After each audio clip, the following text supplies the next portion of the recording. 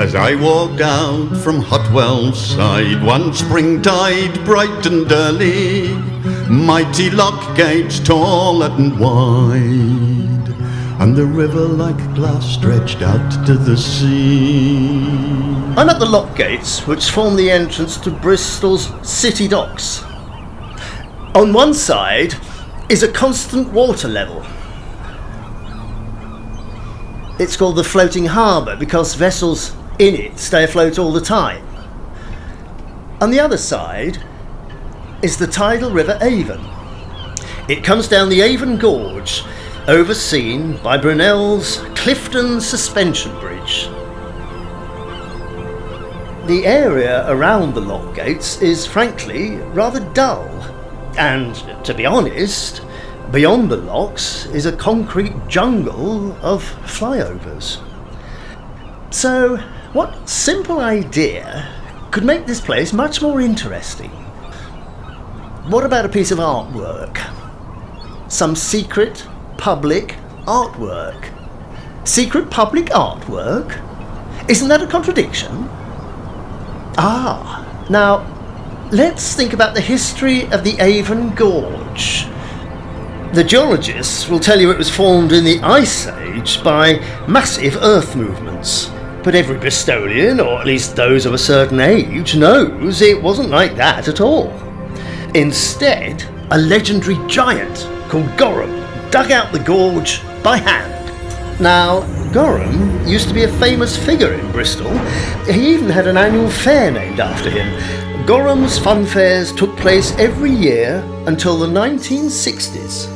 Some of the legends about Goram mention his friend, another giant called Vincent. Vincent rocks here are named after him. Other legends say that the giants shared a lady friend, Avonlina, presumably the River Avon. It's probable that the legend started in the 18th century. But does that mean they can't inspire public art? Just think of all the thousands of statues of gods and monsters inspired by the Greek and Roman mythology.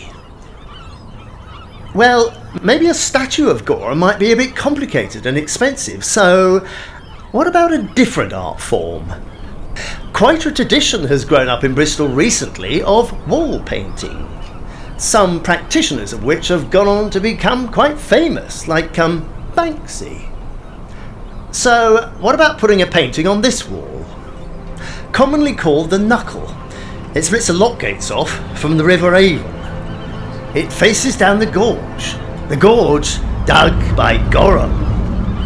Now, a group of local artists, the Bristol Duchamp Society, have picked up this idea and are now proposing that on the vertical wall at the end of the knuckle should be painted a representation of the giant Goram.